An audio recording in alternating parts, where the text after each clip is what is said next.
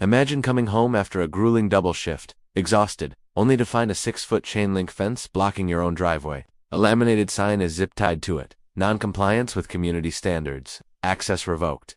And there he was, a smirking HOA board member, watching my confusion. "Your property line is non-compliant," he said.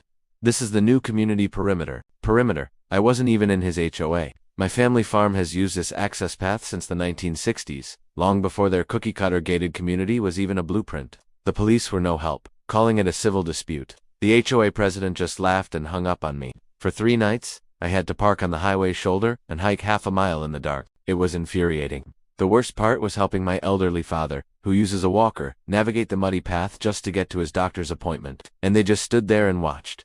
Fine. If they wanted to talk about property lines, we could talk about property lines. What the HOA conveniently forgot was that their grand stone-pillared entrance, the only road into their precious subdivision, cut directly across a strip of land my grandfather had granted an easement 4 decades ago. An easement that contained one tiny, powerful clause. It was only valid as long as access to the original farm was never impeded or obstructed. My lawyer was practically giddy. We filed an emergency injunction. The judge saw their fence, saw my deed, and revoked the easement on the spot.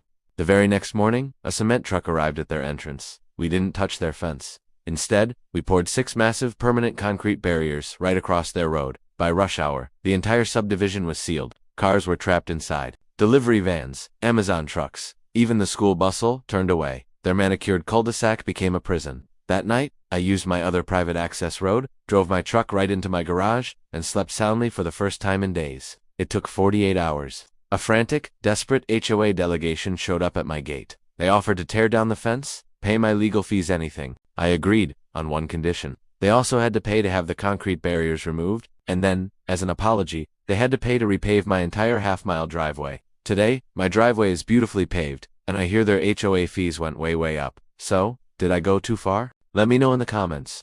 And don't forget to like and subscribe to Keys and Chaos for more stories like this. Thanks for watching.